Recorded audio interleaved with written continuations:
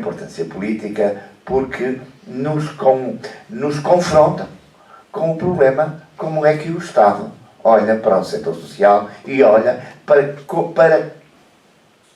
quem desempenha as políticas públicas que ele próprio fez. E isso é extremamente importante. Na sessão anterior, a senhora Presidente da Associação Nacional de Municípios e o Dr. Rino Maia fizeram uma referência ao Pacto de Cooperação. O Pacto de Cooperação vai no seu 27º ano de existência, foi um documento importantíssimo, celebrado entre o Estado português, as autarquias e o setor social. Há 27 anos, era Primeiro-Ministro de Portugal, convém lembrá-lo, o Sr. Engenheiro António Guterres. E eu era Presidente da União, o Dr. Vítor Melícias, e eu tive a oportunidade e o privilégio de estar nessa sessão. Eu recordo-me bem que, na altura, o Dr.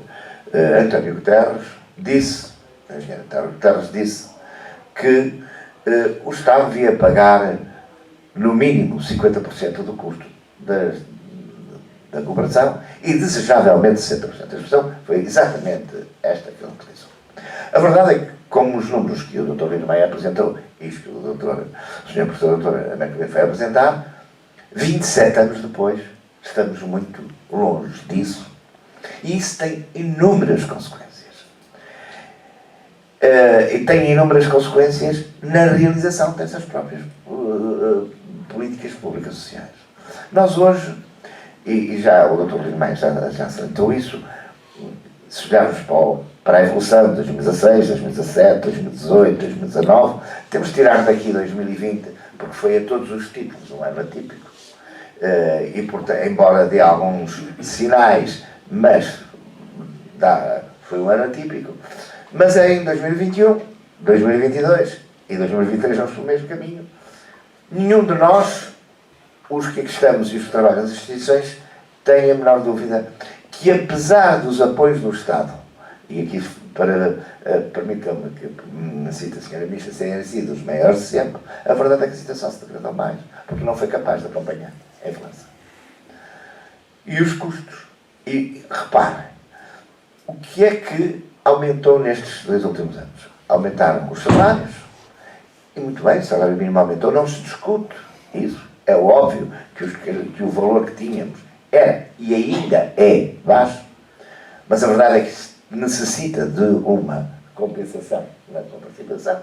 Não estamos a discutir isso, estamos a constatar isso. Aumentaram os combustíveis. Eu lembro-me que o provedor de Mogador costuma dizer que os carros dele, se somar os quilómetros todos que fazem por dia, dá para chegar a Paris. O provedor de Mértola diz que se somar os quilómetros todos que os carros dele fazem no apoio domiciliário, dá para chegar a Berlim. Portanto, digamos, o aumento brutal que os combustíveis registraram. Claro que tem um reflexo imediato nestes resultados. Mas há mais. Um ex-colega dos senhores Presidentes de Câmara, que aqui está, durante o ano 2020, resolveu fazer um ato de boa gestão. O petróleo estava caro e o gás estava baixo. E então ele foi lá, é de uma terra fria, digo já qual é de uma terra fria, onde tem que ligar os aquecedores a partir de setembro e só os desliga em abril, maio, que é Monte Alegre. E então ele fez um ato de gestão e mudou tudo para gás. Também mudou a fatura, passou de 8 mil euros para 24 mil, porque o gás subiu 300%. E isto teve uma consequência imediata na gestão, na gestão e nos resultados. E agora temos esta tragédia que é o aumento dos bens alimentícios. E qualquer um de nós, para além de sentir na pele, basta ir a um supermercado e ver que os sacos saem muito mais magros. E isto nas instituições é terrível. E por isso estamos, francamente, abaixo dos tais 50%. E estamos a perder valor a relação, como, com certeza, o Dr. Américo Mendes depois nos vai mostrar quando falarmos de 2021 e 2022. Portanto, eu ontem estava a olhar a rever estes dados e estava a dizer que bom que era em 2019. Que bom que era em 2019. E portanto, e como nos dizem que vai melhorar, eu já estou com saudades do futuro, não é? Portanto, que é uma situação muito importante. E é muito importante que as instituições tenham pleno conhecimento disto, que eu vou dar ali uma boa notícia, professor Ribeiro Pimenta, a União das Misericórdias, que é uma plataforma que está a preencher com os gastos, todos estamos a pedir, que é para rapidamente termos os dados e os podermos fornecer também para os seus estudos e aumentar, embora esta amostra seja uma amostra muito representativa. Ninguém faz sondagens com 17%, portanto, digamos, é uma amostra muito representativa. Claro, quanto mais. Agora, isto é fundamental também para nos confrontarmos a nós próprios com a nossa própria gestão. Isto é, todos nós conseguimos cortar gorduras e todos nós temos que nos ter confrontados com isso. E todos nós temos também que olhar para estes dados como instrumentos de trabalho. Instrumentos de trabalho sério, de um trabalho competente e que nos vai permitir. Nós, por exemplo, precisamos muito de formação. E está aqui visto isso. Está aqui visto isso. Nós precisamos de pagar mais aos nossos funcionários.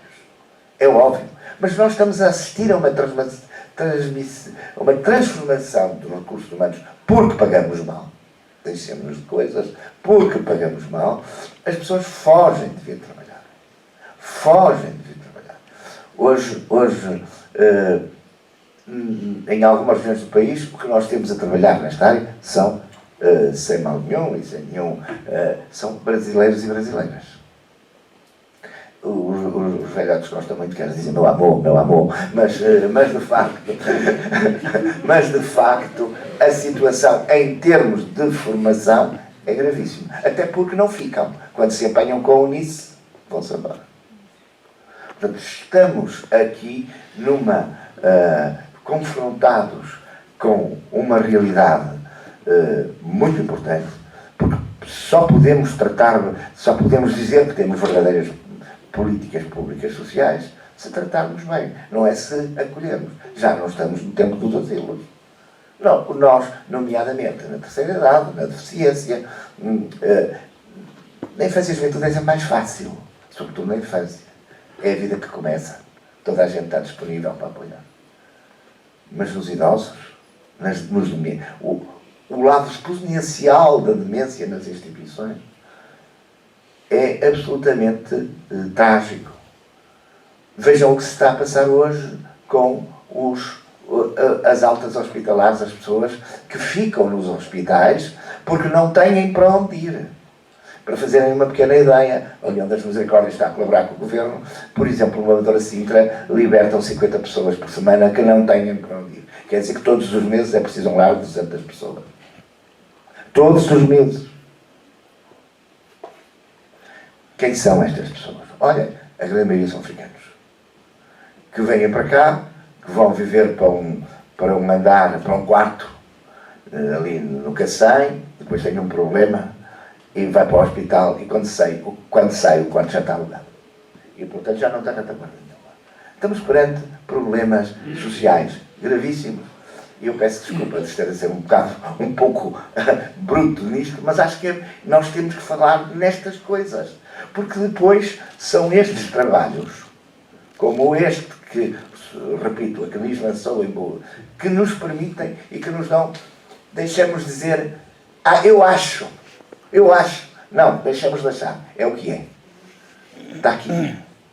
E, portanto, nós também teremos aqui eu queria, mais uma vez, agradecer à CNIS ter-se lembrado de fazer este trabalho e agradecer à professora Américo Mendes e à sua equipa a qualidade elevadíssima deste trabalho, que nos orgulha a todos e que nos confronta a todos com a realidade de conversarmos seriamente com o Governo e até, quem sabe, avançarmos para novos modelos de financiamento que são absolutamente fundamentais do que estarmos todos os anos a bater ali à porta da senhora Ministra, do senhor Primeiro-Ministro, aumente 5%. Eu já, quando dizem 5%, é de 5% de quê? De quê? É de nada. Quando muito é qualquer... O resultado zero foi algo... Porque depois ainda temos outra coisa. É que a realidade, por exemplo, nos lares isso é muito evidente. Os recursos humanos que o Estado exige para os lares não são os recursos humanos que os lares precisam. Vou dar 2 exemplos que toda a gente percebe. A legislação portuguesa sobre os lares não obriga a ter médico. Parte de uma ideia romântica que vai tudo ao centro de saúde, que eu já li, é tudo logo lá atendido. Não é verdade. Não há nenhuma misericórdia em Portugal que não tenha médico. Isso tem um custo. A outra ideia é que,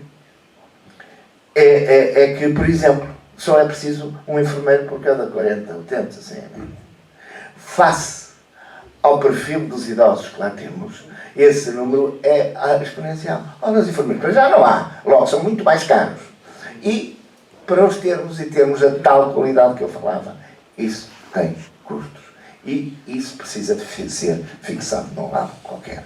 E é esse trabalho que está aqui, e portanto, eu que queria, não falo mais de questões técnicas, o Dr. Lino Maia já falou, e o professor Merkel Mendes, ao lado dele, caladinho, eu queria agradecer, mas não podia deixar de chamar a atenção para o impacto seríssimo que este trabalho tem, que deve ter e devemos prosseguir para dialogarmos seriamente com o Governo. Muito obrigado.